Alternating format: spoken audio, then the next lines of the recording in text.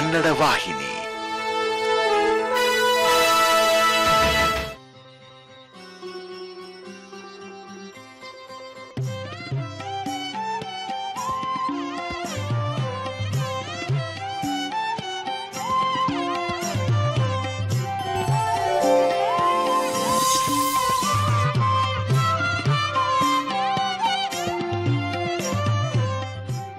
ಎಲ್ಲರಿಗೂ ನಮಸ್ಕಾರ.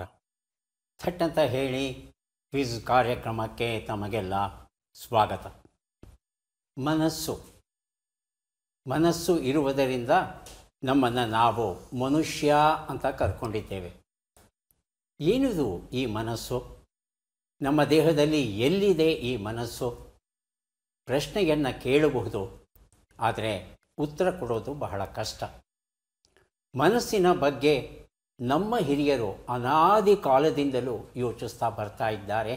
ಮನಸ್ಸಿನ ವಿರಾಟ್ ರೂಪವನ್ನು ಅರ್ಥ ಮಾಡಿಕೊಳ್ಳೋಕ್ಕೆ ಪ್ರಯತ್ನ ಪಡ್ತಾ ಇದ್ದಾರೆ. ಮನಸ್ಸನ್ನು ದೇವರಿಗೆ ಹೋಲಿಸಬಹುದಂತೆ. ಹೇಗೆ? ಮನಸ್ಸು ಮತ್ತು ದೇವರಿಗೂ ಸಾಮ್ಯವಿದೆ. ಎರಡನ್ನು ಕಣ್ಣುಗಳಿಂದ ನೋಡಲು ಸಾಧ್ಯವಿಲ್ಲ, ಕೈಗಳಿಂದ ಮುಟ್ಟಲು ಸಾಧ್ಯವಿಲ್ಲ, ಅರ್ಥ ಮಾಡಿಕೊಳ್ಳಲು ಆಗುತ್ತಿಲ್ಲ. ಹತೋಟಿ ನಿಯಂತ್ರಿಸುವುದು ಅಷ್ಟು ಸುಲಭವಲ್ಲ. ಎರಡರ ಆಳ ವಿಸ್ತಾರ, ಶಕ್ತಿ ಸಾಮರ್ಥ್ಯಗಳ ಅರಿವು ಇನ್ನೂ ನಮಗಾಗಿಲ್ಲ. ಅವರವರ ಭಾವ, ಭಕ್ತಿ, ಚಿಂತನೆಗೆ ತಕ್ಕಂತೆ ಮನಸ್ಸು ಕೆಲಸ ಮಾಡುತ್ತೆ, ದೇವರು ಕಾಣಿಸ್ಕೋತಾನೆ. ಮನಸ್ಸು ಮತ್ತು ದೇವರು ಒಂದೇನಾ ಎನ್ನುವ ಪ್ರಶ್ನೆ ನಮ್ಮ ಮನಸ್ಸಲ್ಲಿ ಮೂಡೋದು ಸಹಜ. ಮನಸ್ಸಿನ ಬಗ್ಗೆ ಇಷ್ಟೆಲ್ಲ ಹೇಳ್ತಾ ಇದ್ದೇನೆಲ್ಲ ಯಾವ ಪುಸ್ತಕದಿಂದ ಅಂತ ತಾವು ಕೇಳೋದಾದರೆ, ನಮ್ಮ ಮನಸ್ಸು ಜ್ಞಾನ ವಿಜ್ಞಾನದ ಅಚ್ಚರಿ ಸಂಪಾದಿಸಿದ್ದಾರೆ ಡಾಕ್ಟರ್ CR ಚಂದ್ರಶೇಖರ್ ಹಾಗೂ ಡಾಕ್ಟರ್ ನಾ ಸೋಮೇಶ್ವರ. ಇದೊಂದು ಕನ್ನಡ ಸಾಹಿತ್ಯದ ಮಟ್ಟಿಗೆ ಬಹಳ ಅಪರೂಪದ ಪುಸ್ತಕ. ಯಾಕಂದರೆ ಮನಸ್ಸಿನ ಬಗ್ಗೆ ನಮ್ಮ ಸನಾತನ ಭಾರತೀಯ ಚಿಂತನೆಗಳು ಏನಿವೆ, ಆಧುನಿಕ ವೈದ್ಯಕೀಯ ಚಿಂತನೆಗಳು ಏನಿವೆ, ಪಾಶ್ಚಾತ್ಯ ಚಿಂತನೆಗಳು ಏನಿವೆ, ಈ ಮೂರೂ ಚಿಂತನೆಗಳ ಸಾರವನ್ನು ಸಂಗ್ರಹಿಸಿ ಈ ಒಂದು ಪುಸ್ತಕದಲ್ಲಿ ಅದನ್ನು ಬಟ್ಟಿ ಇಳಿಸುವ ಪ್ರಯತ್ನವನ್ನು ಮಾಡಿದ್ದಾರೆ ವೈದ್ಯರು. ಯಾರ್ಯಾರು ಬರೆದಿದ್ದಾರೆ? Doctor CR Chandrashekhar, doctor KS Pavitra, doctor Shridhar KR ಹಾಗೂ ಡಾಕ್ಟರ್ KS ಶುಭ್ರತಾ. ಇವರೆಲ್ಲರೂ ಸೇರಿ 8 ಅಧ್ಯಾಯದಲ್ಲಿ ಮನಸ್ಸಿನ ವಿರಾಟ್ ರೂಪವನ್ನು ತಿಳಿಸುವ ಪ್ರಯತ್ನ ಪಡ್ತಾರೆ. ಅಂಧರು ಮನಸ್ಸು ಎಂಬ ಆನೆಯ ಸ್ವರೂಪವನ್ನು ಅರಸಿದ ಕತೆ.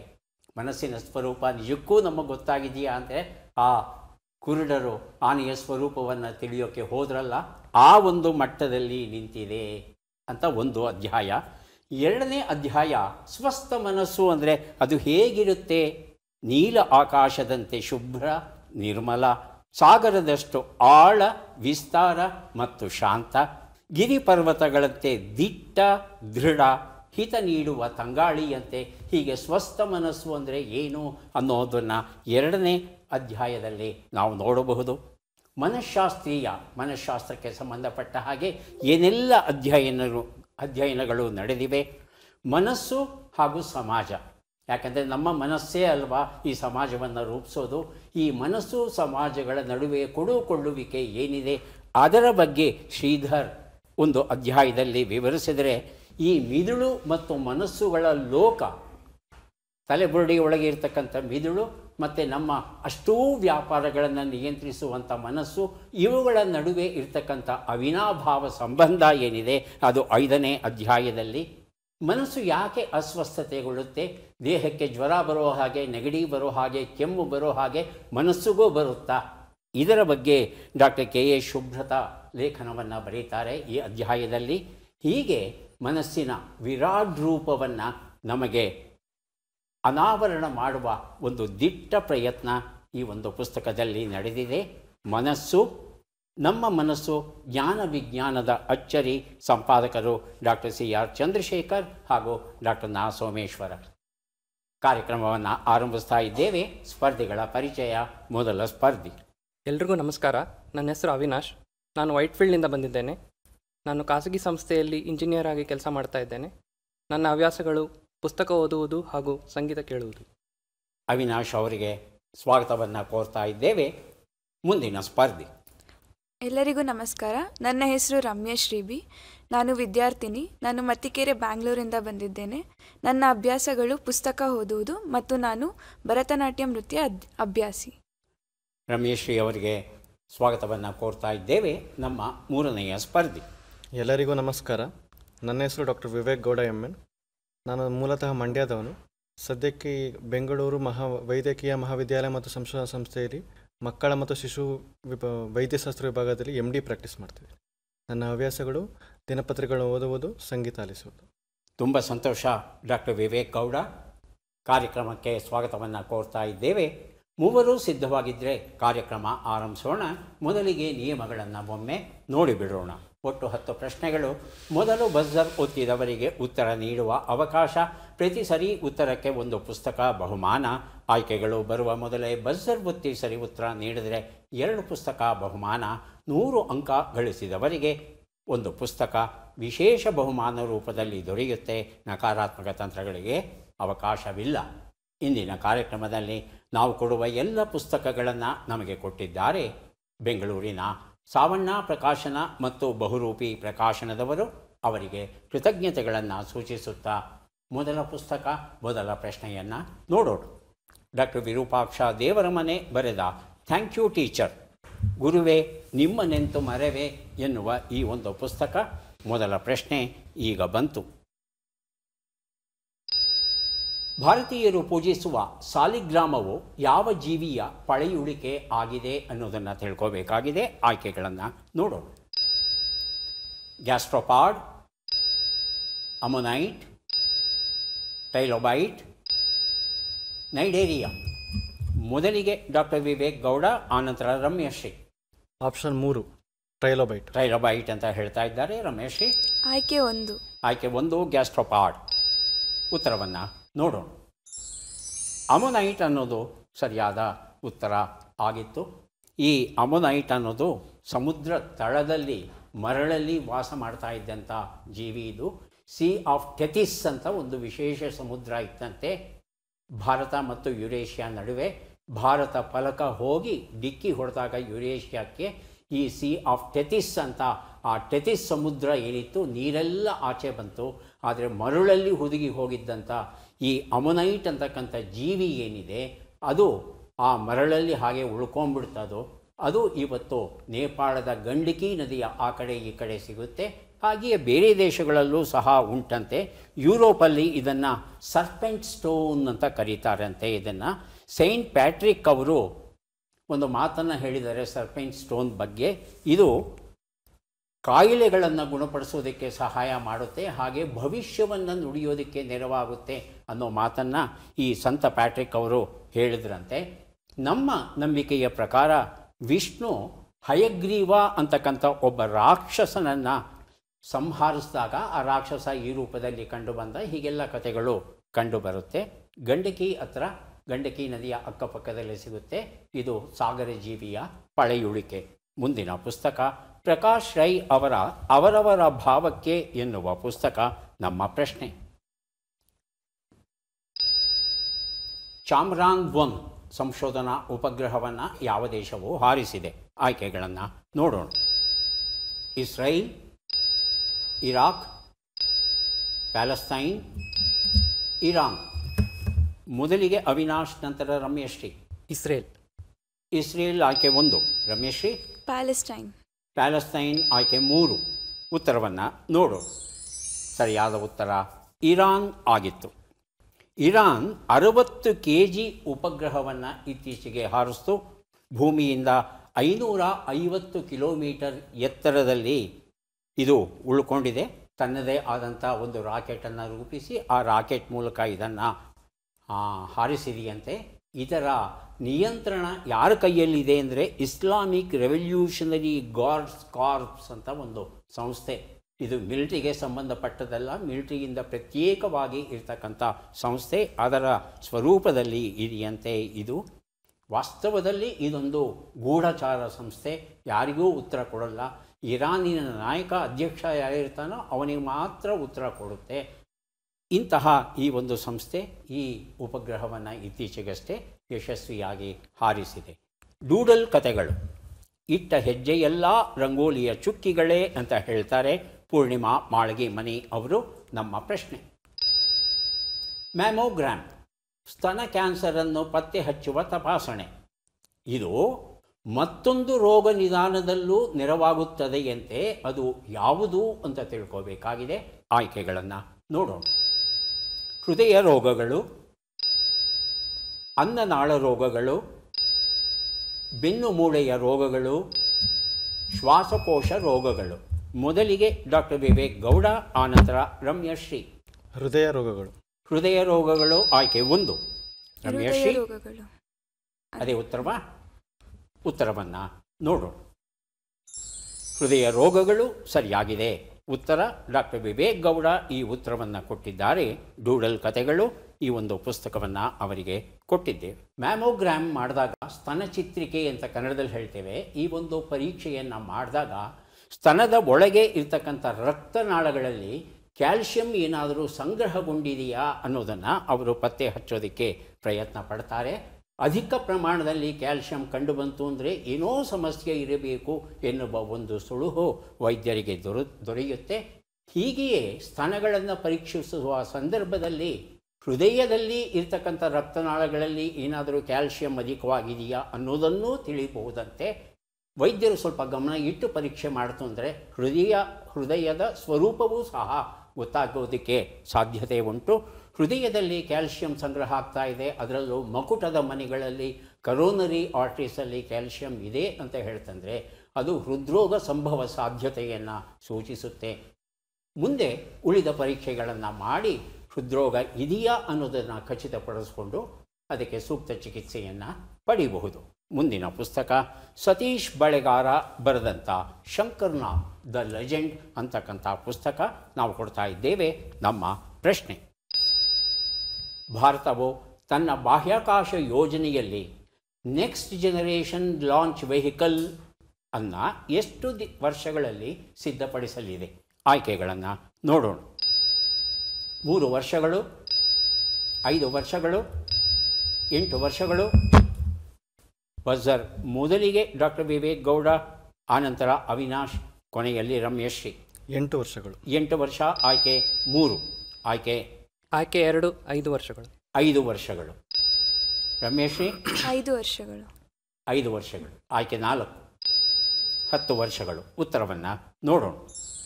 8 ವರ್ಷಗಳು ಅನ್ನೋದು ಸರಿಯಾದ ಉತ್ತರ. ಡಾಕ್ಟರ್ ವಿವೇಕ್ ಗೌಡ ಈ ಉತ್ತರವನ್ನು ಕೊಟ್ಟಿದ್ದಾರೆ.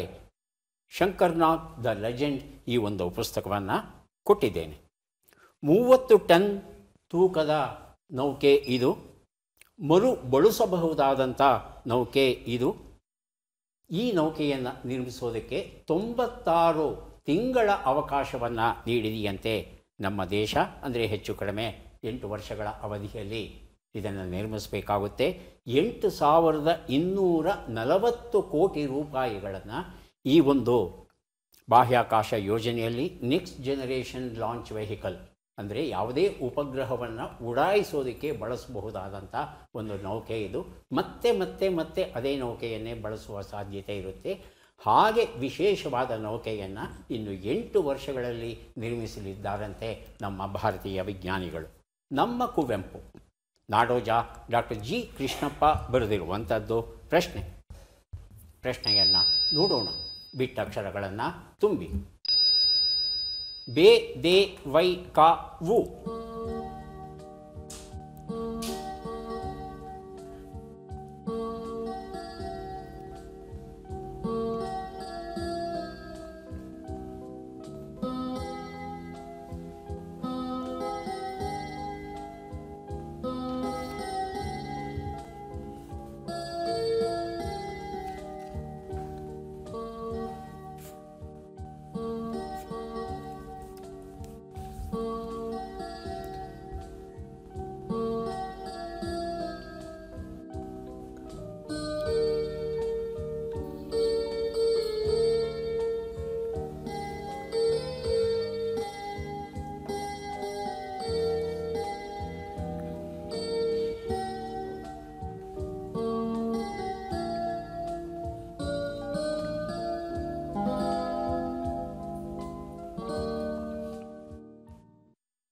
ಉತ್ತರವನ್ನು ನೋಡೋಣ.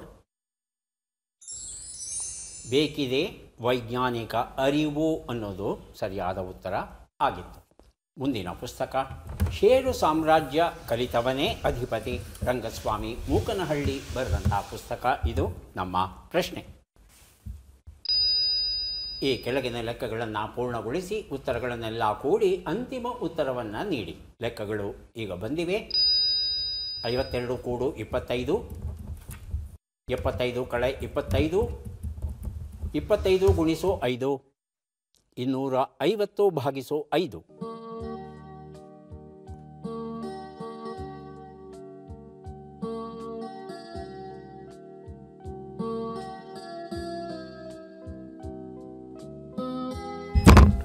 ಬಜರ್ ಒತ್ತಿದ್ದಾರೆ ಅವಿನಾಶ್. ಅಂತಿಮ ಉತ್ತರ 352. 352. ಡಾಕ್ಟರ್ ವಿವೇಕ್ ಗೌಡ 302. 302. ರಮ್ಯಶ್ರೀ 340. 304. ಉತ್ತರವನ್ನು ನೋಡ್ತಾ ಹೋಗೋಣ. ಒಂದು ಉತ್ತರ 77, 50, 125, 50 ಎಲ್ಲವನ್ನು ಕೂಡಿದ್ರೆ 302 ಬಂದಿದೆ. ಈ ಉತ್ತರವನ್ನು ಕೊಟ್ಟವರು ಡಾಕ್ಟರ್ ವಿವೇಕ್ ಗೌಡ. ಷೇರು ಸಾಮ್ರಾಜ್ಯ ಈ ಒಂದು ಪುಸ್ತಕವನ್ನು ಅವರಿಗೆ ಕೊಟ್ಟಿದ್ದೇನೆ. ಈಗ ಕೊಡ್ತಾ ಇದ್ದೇವೆ ಎಂ ಗೌರಮ್ಮ ಸಂಪಾದಿಸಿರುವ ಮಕ್ಕಳಿಗಾಗಿ ನೀತಿ ಕಥೆಗಳು ಎನ್ನುವ ಪುಸ್ತಕ. ನಮ್ಮ ಪ್ರಶ್ನೆ, ಈ ವಿಶೇಷ ಚೇತನ ಕ್ರೀಡಾಪಟುವನ್ನು ಗುರುತಿಸಿ. ಚಿತ್ರವನ್ನು ನೋಡೋಣ.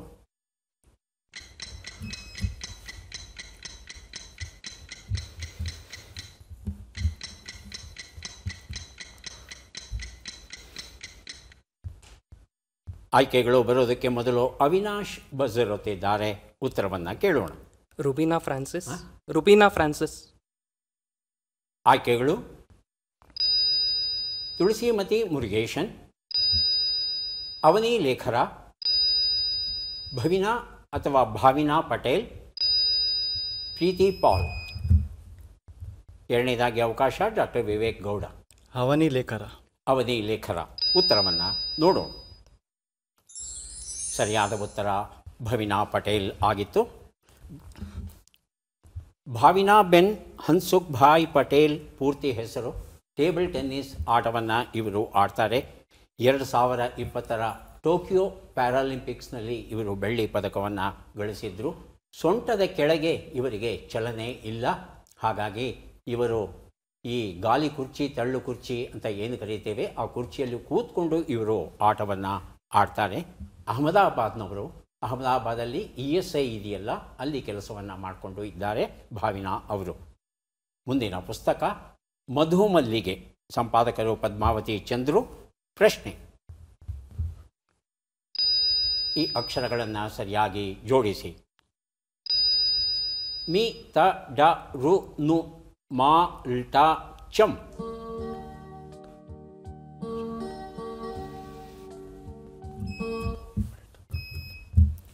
ಮೊದಲಿಗೆ ಅವಿನಾಶ್, ನಂತರ ಡಾಕ್ಟರ್ ವಿವೇಕ್ ಗೌಡ.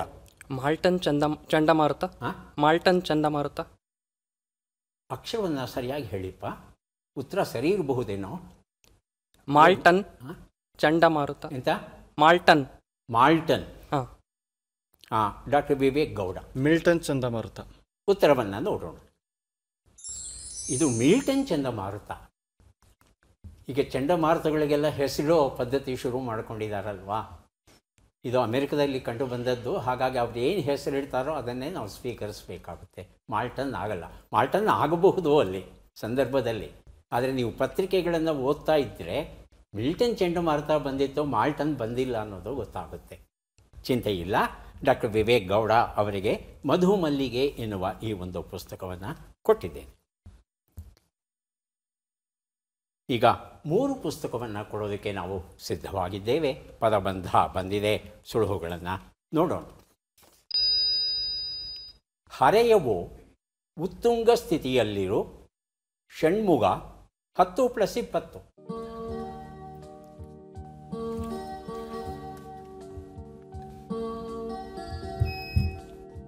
ಹೇಳಿ ಡಾಕ್ಟರ್ ವಿವೇಕ್ ಗೌಡ. ಒಂದು ಉತ್ತರ ಹದಿಹರೆಯ. ಹದಿಹರೆಯ. 3 ಶಬ್ದ ಸಿಕ್ಕಿದೆಯಾ? ಬಹುಶಃ ಇಲ್ಲ. ಅವಿನಾಶ್ ರಮ್ಯಶ್ರೀ ತಾವು ಪ್ರಯತ್ನಿಸಬಹುದು. ಅವಿನಾಶ್ ಒಂದು ಉತ್ತರ. ಚಿರಯೌವನ. ಚಿರ ಯೌವನ ಅಂದರೆ ಸದಾ ಕಾಲಕ್ಕೂ ಯೌವನವಾಗಿರುವಂಥ ವ್ಯಕ್ತಿ ಅಂತ ಅರ್ಥ ಬರುತ್ತೆ. ಆದರೆ ಇಲ್ಲಿ ಹರೆಯ ಅನ್ನೋದು ಉತ್ತುಂಗ ಸ್ಥಿತಿಗೆ ಬಂದಿದೆ.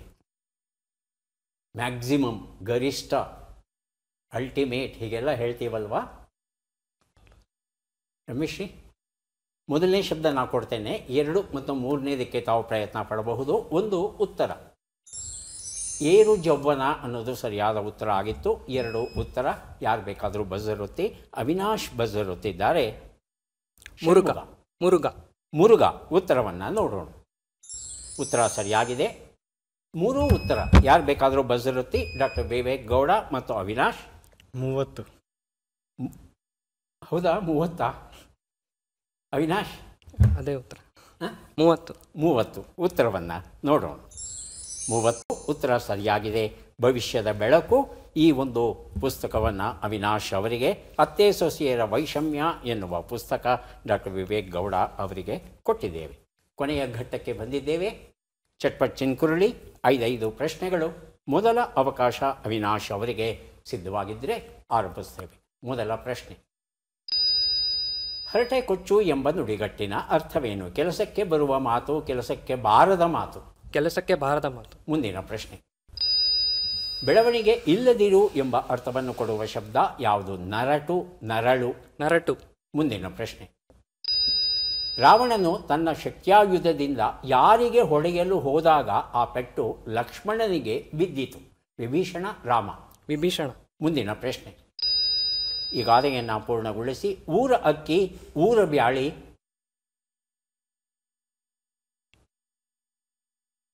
ಮುಂದಿನ ಪ್ರಶ್ನೆ. ಈ ಒಗಟನ್ನು ಬಿಡಿಸಿ.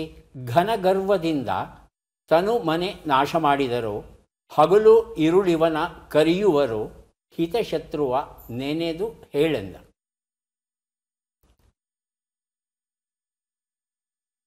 ಉತ್ತರವನ್ನು ನೋಡ್ತಾ ಹೋಗೋಣ. ಒಂದು ಉತ್ತರ. ಹರಟೆ ಕೊಚ್ಚು, ಕೆಲಸಕ್ಕೆ ಬಾರದ ಮಾತು ಸರಿಯಾಗಿದೆ. 2 ಉತ್ತರ. ಬೆಳವಣಿಗೆ ಇಲ್ಲದಿರು, ನರಟು ಸರಿಯಾಗಿದೆ. 3 ಉತ್ತರ. ವಿಭೀಷಣ ಸರಿಯಾಗಿದೆ. 4 ಉತ್ತರ. ಊರ ಅಕ್ಕಿ, ಊರ ಬ್ಯಾಳೆ ಉಂಡು ಹೋಗೇ ಮಾರವ. ಯಾರ್ದೇನು ಹೋಗಬೇಕಾಗುತ್ತೆ? ಊರಿದ್ದಾನೆ, ನಂದೇನು ಹೋಗಲ್ವಲ್ಲ. 5ನೇ ಪ್ರಶ್ನೆಗೆ ಉತ್ತರವನ್ನು ಈಗ ನೋಡೋಣ. ಇದು ಬೆಂಕಿಯ ವರ್ಣನೆ ಆಗಿತ್ತು. 3 ಪ್ರಶ್ನೆಗಳಿಗೆ ತಾವು ಸರಿಯಾದ ಉತ್ತರ ಕೊಟ್ಟಿದ್ದೀರಿ. 3 ಪುಸ್ತಕಗಳನ್ನು ತಮಗೆ ಕೊಟ್ಟಿದ್ದೇವೆ. ಈಗ ರಮೇಶಿ ಅವರಿಗೆ ಅವಕಾಶ ಬರ್ತಾ ಇದೆ. ಸಿದ್ಧವಾಗಿದ್ದೀರಾ? ಮೊದಲ ಪ್ರಶ್ನೆ. ಹರಟೆ ಬಾಯಿ ಎಂಬ ನುಡಿಗಟ್ಟಿನ ಅರ್ಥವೇನು? ಹೆಚ್ಚು ಮಾತನಾಡುವ ವ್ಯಕ್ತಿ, ಕಡಿಮೆ ಮಾತನಾಡುವ ವ್ಯಕ್ತಿ. ಹೆಚ್ಚು ಮಾತನಾಡುವ ವ್ಯಕ್ತಿ. ಮುಂದಿನ ಪ್ರಶ್ನೆ. ವಂಚಕ, ಮೋಸಗಾರ ಎಂಬ ಅರ್ಥವನ್ನು ಕೊಡುವ ಶಬ್ದ ಯಾವುದು? ನರಿ, ಕುರಿ. ನರಿ. ಮುಂದಿನ ಪ್ರಶ್ನೆ. ಲಕ್ಷ್ಮಣನಿಗೆ ಚಿಕಿತ್ಸೆಯನ್ನು ನೀಡಲು ಸಂಜೀವಿನಿಯನ್ನು ತರುವಂತೆ ಯಾರು ಸೂಚಿಸಿದರು? ವಿಭೀಷಣ, ಜಾಂಬವಂತ. ವಿಭೀಷಣ. ಮುಂದಿನ ಪ್ರಶ್ನೆ. ಈ ಗಾದೆಯನ್ನು ಪೂರ್ಣಗೊಳಿಸಿ. ಬಿಟ್ಟಿಗೆ ದಟ್ಟಿ ಕೊಟ್ರೆ. ಮುಂದಿನ ಪ್ರಶ್ನೆ. ಈ ಒಗಟನ್ನು ಬಿಡಿಸಿ. ಬಿರು ಸರಳಿ ಹೂವಾಗಿ ಸರ್ವರಿಗೂ ಬೇಕಾಗಿ, ಮರ್ಯಾದೆ ಮಾನಕ್ಕೆ ಮಿಗಿಲಾಗಿ, ಇದರರ್ಥವರಿತು ಹೇಳೆಂದ. ಬಟ್ಟೆ. ಬಟ್ಟೆ. ಬಟ್ಟೆ. ಉತ್ತರವನ್ನು ನೋಡ್ತಾ ಹೋಗೋಣ. 1 ಉತ್ತರ. ಹರಟೆ ಬಾಯಿ, ಹೆಚ್ಚು ಮಾತನಾಡುವ ವ್ಯಕ್ತಿ ಸರಿಯಾಗಿದೆ. 2 ಉತ್ತರ. ವಂಚಕ, ಮೋಸಗಾರ, ನರಿ ಸರಿಯಾಗಿದೆ. 3 ಉತ್ತರ. ಜಾಂಬವಂತ ಆಗಿತ್ತು, ತಾವು ವಿಭೀಷಣ ಅಂತ ಹೇಳಿದ್ರಿ. 4ನೇ ಪ್ರಶ್ನೆಗೆ ಉತ್ತರ. ಬಿಟ್ಟಿಗೆ ದಟ್ಟಿ ಕೊಟ್ಟರೆ ಹಿತ್ತಲಲ್ಲಿ ಹೋಗಿ ಮೊಳ ಹಾಕಿದ್ರಂತೆ ಅಥವಾ ಮೊಳ ಅಳೆದ್ರಂತೆ ಸರಿಯಾದ ರೂಪ ಆಗಿತ್ತು. 5ನೇ ಪ್ರಶ್ನೆಗೆ ಉತ್ತರ. ಇದು ಹತ್ತಿ ಹೂವಿನ ವರ್ಣನೆ ಆಗಿತ್ತು. ಹತ್ತಿ ಹೂವಿಂದ ಮಾಡಿರೋ ಹತ್ತಿ ಬಟ್ಟೆಯ ವರ್ಣನೆ. ಹತ್ತಿ ಬಟ್ಟೆ ಅಂದರೆ ಬಟ್ಟೆ ಅಂದರೆ ಅರ್ಥ ಬರೋಲ್ಲ ಅಲ್ಲಿ, ಹತ್ತಿಯೇ ಆಗಬೇಕಲ್ಲಿ. ಎಷ್ಟು ಸರಿ ಉತ್ತರ ಕೊಟ್ರಿ? 2. 2 3? 2 ಸರಿ ಉತ್ತರ ಕೊಟ್ಟಿದ್ದೀರಿ. 2 ಪುಸ್ತಕಗಳನ್ನು ತಮಗೆ ಕೊಟ್ಟಿದ್ದೇನೆ.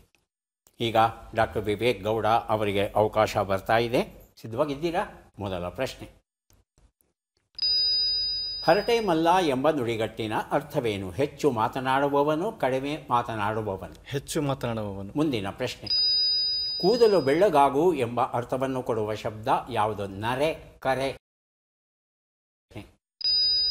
ದುರ್ಯೋಧನನು ಜೀಮೂತ, ಪಿಂಗಳ, ಸಿಂಧುರ ಜಟ್ಟಿಗಳನ್ನು ಯಾರ ಆಸ್ಥಾನಕ್ಕೆ ಕಳುಹಿಸಿದನು? ವಿರಾಟ, ದೃಪದ? ವಿರಾಟ. ಮುಂದಿನ ಪ್ರಶ್ನೆ. ಈ ಗಾದೆಯನ್ನು ಪೂರ್ಣಗೊಳಿಸಿ. ಹೆಣ ಶೃಂಗಾರವನ್ನು ಬಲ್ಲುದೇ? ಮುಂದಿನ ಪ್ರಶ್ನೆ. ಈ ಒಗಟನ್ನು ಬಿಡಿಸಿ. ಬಿಂಕದ ಸಿಂಗಾರಿಗೆ ಮೈಯೆಲ್ಲ ಉರಿ, ಯಾರಿದು? ಉತ್ತರವನ್ನು ನೋಡ್ತಾ ಹೋಗೋಣ. 1 ಉತ್ತರ ಹರಟೆ ಮಲ್ಲ, ಹೆಚ್ಚು ಮಾತನಾಡುವವನು, ಸರಿಯಾಗಿದೆ. 2 ಉತ್ತರ ನರೆ, ಸರಿಯಾಗಿದೆ. 3 ಉತ್ತರ ವಿರಾಟ, ಸರಿಯಾಗಿದೆ. 4 ಉತ್ತರ ಹೆಣ ಶೃಂಗಾರವನ್ನು ಬಲ್ಲುದೆ, ಊರು ಉಪಕಾರವನ್ನು ಬಲ್ಲುದೆ, ಇದು ಸರಿಯಾದ ರೂಪ. 5ನೇ ಪ್ರಶ್ನೆಗೆ ಉತ್ತರ ಇದು ಮೆಣಸಿನಕಾಯಿಯ ವರ್ಣನೆ ಆಗಿತ್ತು. 3 ಪ್ರಶ್ನೆಗಳಿಗೆ ತಾವು ಸರಿಯಾದ ಉತ್ತರ ಕೊಟ್ಟಿದ್ದೀರಿ. 3 ಪುಸ್ತಕಗಳನ್ನು ತಮಗೆ ಕೊಡ್ತಾ ಇದ್ದೇವೆ. ಯಾರಿಗೆ ಎಷ್ಟು ಪುಸ್ತಕ ಬಂದಿದೆ ಅದನ್ನು ನೋಡುವ ಕ್ಷಣ ಈಗ ಬಂತು. ಅವಿನಾಶ್ ಅವರಿಗೆ ದೊರೀತಾ ಇದೆ 4 ಪುಸ್ತಕಗಳನ್ನು ಸ್ವೀಕರಿಸಿ ಕಾರ್ಯಕ್ರಮದಲ್ಲಿ ಭಾಗಿಯಾಗಿದ್ದಕ್ಕೆ ತಮಗೆ ಧನ್ಯವಾದಗಳನ್ನು ಅರ್ಪಿಸ್ತಾ ಇದ್ದೇವೆ. ರಮ್ಯಶ್ರೀ ಅವರಿಗೆ 2 ಪುಸ್ತಕ ಸಿಗ್ತಾ ಇದೆ, ಸ್ವೀಕರಿಸಿ ಅಭಿನಂದನೆಗಳು. ಡಾಕ್ಟರ್ ವಿವೇಕ್ ಗೌಡ ಅವರಿಗೆ 3, 6, 2 8 ಪುಸ್ತಕ ಸಿಗ್ತಾ ಇದೆ, ಸ್ವೀಕರಿಸಿ ಅಭಿನಂದನೆಗಳು. ರಾಮ, ಭೀಮ, ಶ್ಯಾಮ ಅಂತ ನಾವೆಲ್ಲ ಹೆಸರಿಟ್ಕೋತೀವಿ. ಪ್ರಾಣಿಗಳು ಹೆಸರಿಟ್ಕೊಳ್ಳುತ್ತವಾ ಗೊತ್ತಿಲ್ಲ ನಮಗೆ, ಆದರೆ ವಿಜ್ಞಾನಿಗಳು ಹೇಳ್ತಾರೆ ಡಾಲ್ಫಿನ್ಗಳು ಹೆಸರಿಟ್ಕೊಳ್ಳುತ್ತೆ ಅಂತ. ಒಂದೊಂದು ಡಾಲ್ಫಿನ್ ಮತ್ತೊಂದು ಡಾಲ್ಫಿನನ್ನು ಗುರುತಿಸಿ ಕರಿಬೇಕಾದರೆ ವಿಶೇಷವಾದ ಸಿಳ್ಳನ್ನು ಹೊರಡಿಸುತ್ತಂತೆ. ಆ ಸಿಳ್ಳನ್ನು ಬೇರೆ ಡಾಲ್ಫಿನ್ಗೆ ಬಳಸೋದಿಲ್ಲ. ಹಾಗಾಗಿ ಡಾಲ್ಫಿನ್ಗಳು ಪರಸ್ಪರ ಗುರುತಿಸೋದಕ್ಕೆ ಒಂದು ಹೆಸರನ್ನೋ, ಸಿಳ್ಳು ರೂಪದ ಹೆಸರನ್ನೋ ಅಥವಾ ಅವುಗಳ ಭಾಷೆಯಲ್ಲಿ ಯಾವ ಹೆಸರೋ ಗೊತ್ತಿಲ್ಲ. ಇಂತಹ ವರ್ತನೆ ಬೇರೆ ಪ್ರಾಣಿಗಳಲ್ಲಿ ಕಂಡುಬರ್ತಾ ಇಲ್ಲ. ಮತ್ತೆ ಭೇಟಿಯಾಗೋಣ. ನಮಸ್ಕಾರ.